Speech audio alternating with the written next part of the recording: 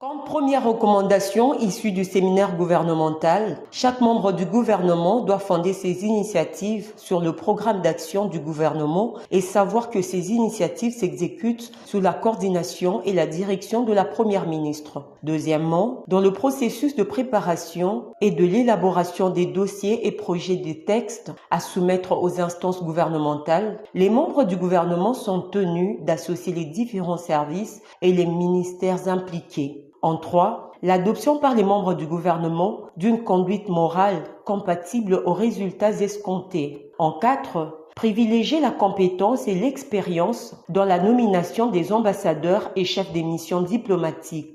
En 5e lieu, la transmission régulière à la Cour des comptes de quelques documents. En 6, l'instruction aux comptables publics principaux de produire leur comptabilité mensuelle et leur compte de gestion à la Cour des comptes. 7e, l'adoption par le Conseil des ministres du nouveau découpage des ministères en programmes. En 8, l'adoption des stratégies sectorielles. 9e, la désignation des acteurs de gestion du programme et l'adoption de la feuille de route de la mise en œuvre du dit programme. 10e recommandation, la mise en place du système intégré de gestion des finances publiques. 11e, il a été relevé la nécessité de doter les membres du gouvernement d'un certain nombre d'outils et instruments en vue de la formation de leurs plans stratégiques sectoriels et autres. En 12, la nécessité de formaliser l'engagement des membres du gouvernement par la signature des lettres de mission et enfin la signature d'un décret de la Première ministre pour la mise en place d'un cadre de dialogue